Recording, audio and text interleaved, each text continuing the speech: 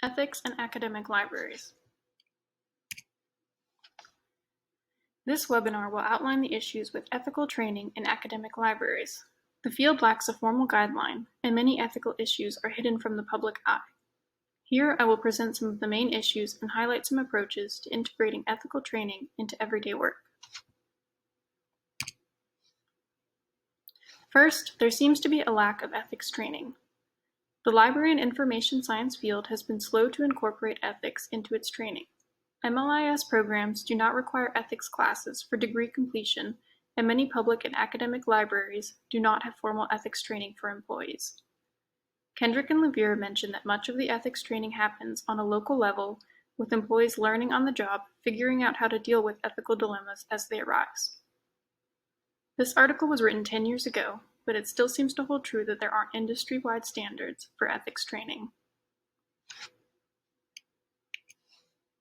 Luo quotes past ALA President Barbara Ford, who summarizes the ALA Code of Ethics as supporting intellectual freedom, protecting users' right to privacy, respecting intellectual property rights, treating colleagues with respect, and safeguarding the rights and welfare of employees, distinguishing between personal convictions and professional duties, striving for excellence by enhancing one's own knowledge and skills of those of coworkers.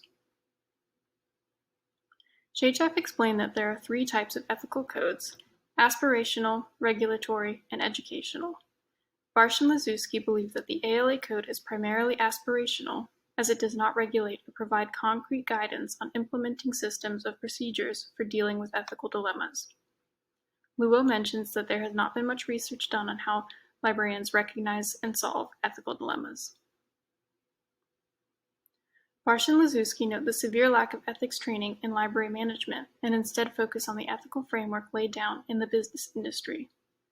This article compares the ethical foundations of both the library and business fields, noting how concepts from both can be combined to establish a solid framework for library ethics. The article notes the importance of having a universal guideline that has real-world solutions to ethical issues, something that can be used across the profession rather than each individual library establishing their own ethical guidelines. Luo's study found that more than 60% of respondents were moderately or very familiar with the ALA Code of Ethics, but when asked if their library had an ethics policy, 38.1% answered yes, 26.8% no, and 35.1% were not sure. Additionally, the majority of respondents said when faced with an ethical dilemma, they chose to consult supervisors or colleagues on how to handle the situation. There was a lack of formal ethics training among respondents. A little more than one-third of the respondents had taken ethics-related courses in their MLIS program. 15.6% had participated in ethics training offered by their institution, and 7.1% had taken continuing education courses about ethics. Many respondents stated that they rely on their own personal ethics, gut feelings, and experiences to judge situations. It is logical to rely on your instincts to assess a situation, but it prevents libraries from responding to ethical dilemmas in the same way. Individuals will always make decisions based on how they perceive things, but it shouldn't be the main way ethical dilemmas are addressed. This shows that while many librarians are aware there is an established code of ethics for the library profession, their institutions either don't have ethics policies or do not make it clear to their employees. Librarians clearly do not have the tools to solve ethical dilemmas on their own, reiterating that the ALA Code of Ethics is primarily aspirational.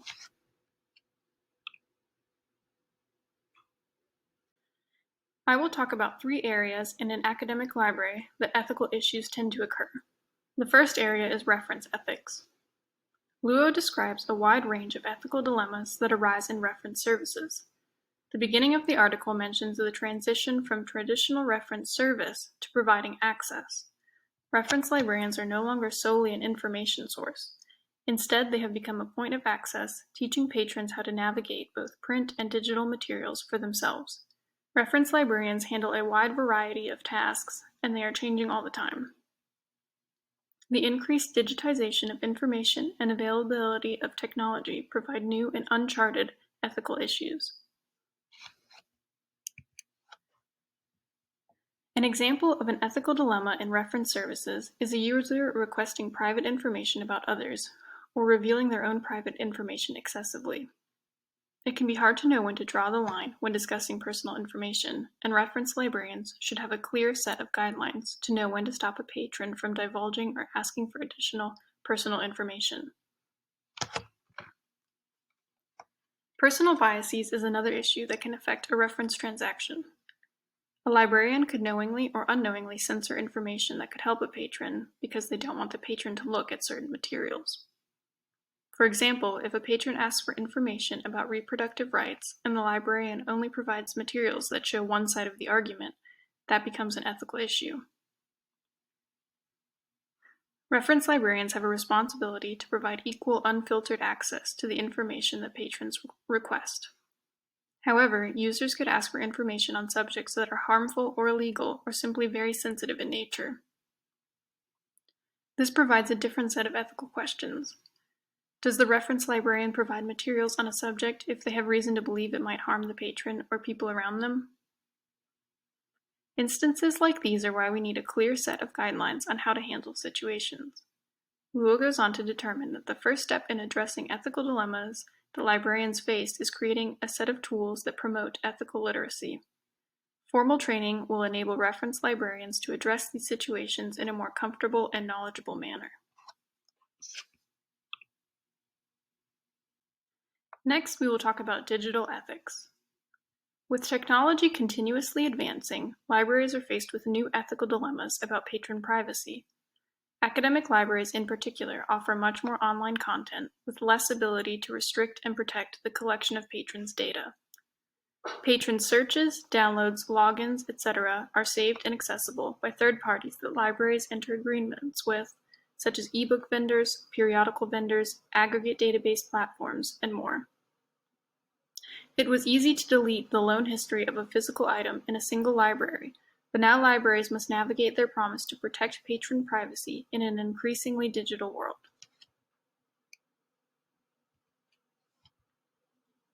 Maselli discusses this concept in depth, stating that libraries' commitment to patron privacy has been a core value of the field since its earliest days.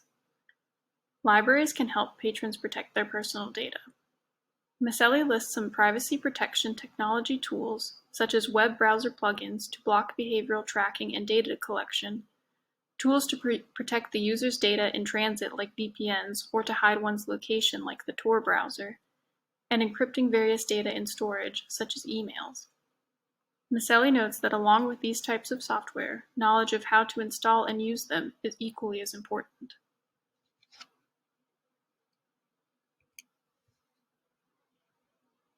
A 2015 survey found a range of reasons why Americans did not take privacy protection actions.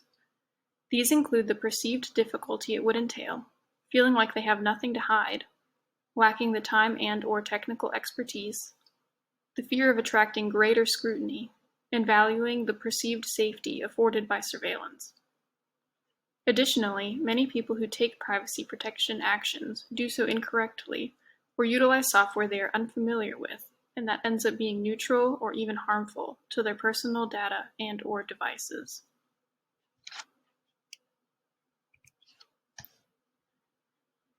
The Library Freedom Project is an organization that advocates for protecting patrons' digital privacy. They have 2 crash courses. One is called Systems and Policies, and it teaches privacy in library infrastructure. Topics include creating privacy and data governance policies, privacy audits, working with IT, and understanding vendor agreements in terms of privacy. The other course is called Programs and Training, and focuses on teaching privacy to patrons, other staff members, and stakeholders. It covers things like consumer technologies, police surveillance, and artificial intelligence. It also discusses how loss of privacy affects communities and teaches library staff how to run effective privacy programs for different audiences. The pamphlets and flyers include topics such as Guide to Protecting Yourself from Online Harassment, a vendor privacy scorecard, a privacy policy template, and a What is a Cookie flyer, and more. These courses and informational documents are the types of materials that should be used to train staff and patrons about the importance of protecting personal data and how to do so. Resources like this can be a great guide for libraries that don't know where to begin. As Maselli reports that a significant percentage of the public are concerned with their privacy, but lack the motivation, knowledge, and digital literacy necessary to consistently and effectively act on these concerns. Libraries are included in this group of people, with many employees lacking the skills and knowledge to protect their own data, as well as their patrons. Last, we will talk about collection development and cataloging. Ogenis writes, the ethical dilemmas in librarianship that appear most prominent for many people, censorship, neutrality and reference, equitable service for all patrons, and patron privacy, tend to be associated with public services and with public and school libraries. Since this is what patrons see when visiting the library, it makes sense that most ethical discussions revolve around these ideas. However, there are also ethical issues behind the scenes regarding collection management services, such as avoiding offensive or demeaning subject terms, the collection of indigenous knowledge, and classification, to name a few. The author suggests a few ethical dilemmas to consider, acknowledging that nothing will change overnight, but rather it is a continually evolving concept for librarians to reflect upon and work on improving. Ogenis talks about ethical situations in collection management services in the same way we discussed reference issues earlier. He notes that scholars who approach collection ethics primarily do so from an intuitive or common sense perspective, rather than positioning themselves within an established ethical framework and arguing carefully for a particular course of action on the basis of that framework.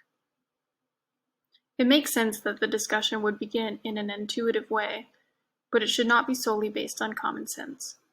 It should be the beginning of a more involved discussion regarding an ethical framework. Here are some examples of ethical situations that arise in collection management services.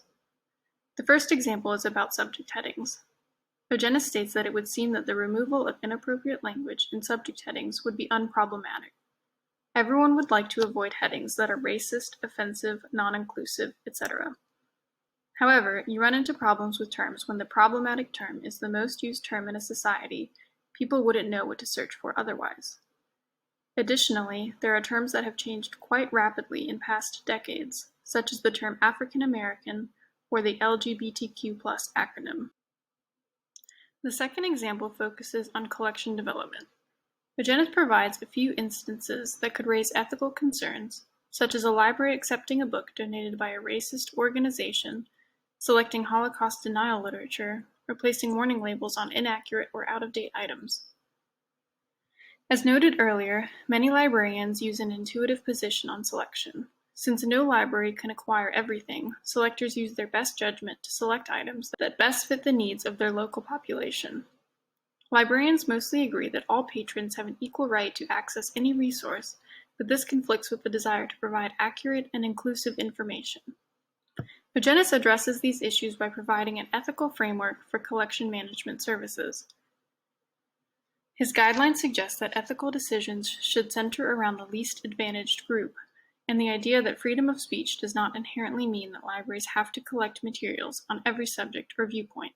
In this context, freedom of speech means that no one can stop anyone else from saying what they want, but when it comes to public funds, communities can put limits on what those funds are used for.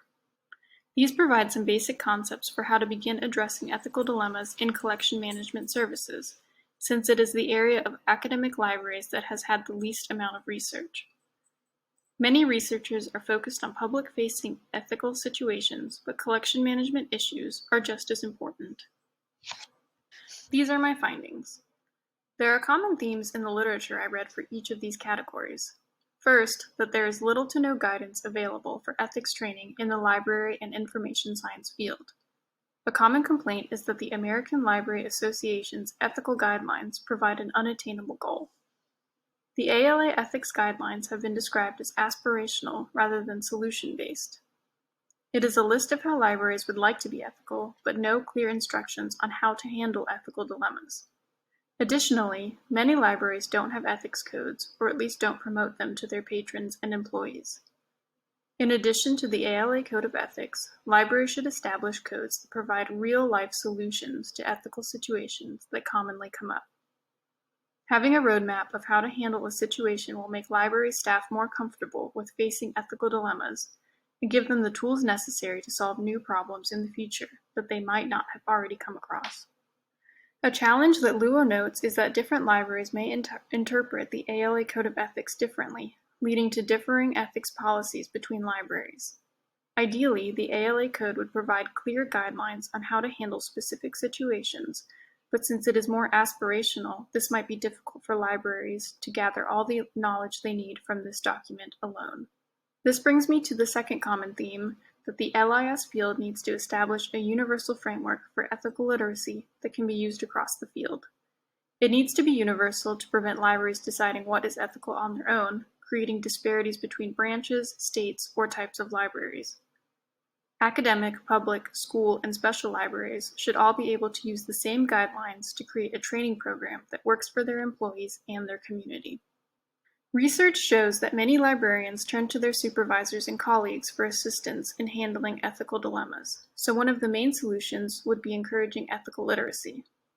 Library managers should first be equipped with the tools and knowledge to solve ethical dilemmas, followed by training for the entire staff since library employees rely on each other, in addition to upper management, for solving problems.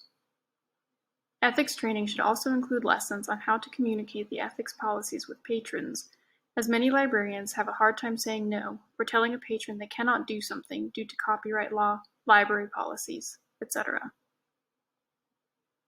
Overall, there is more literature about ethics policies in libraries than there used to be, but still a lot lacking in the implementation of ethics training.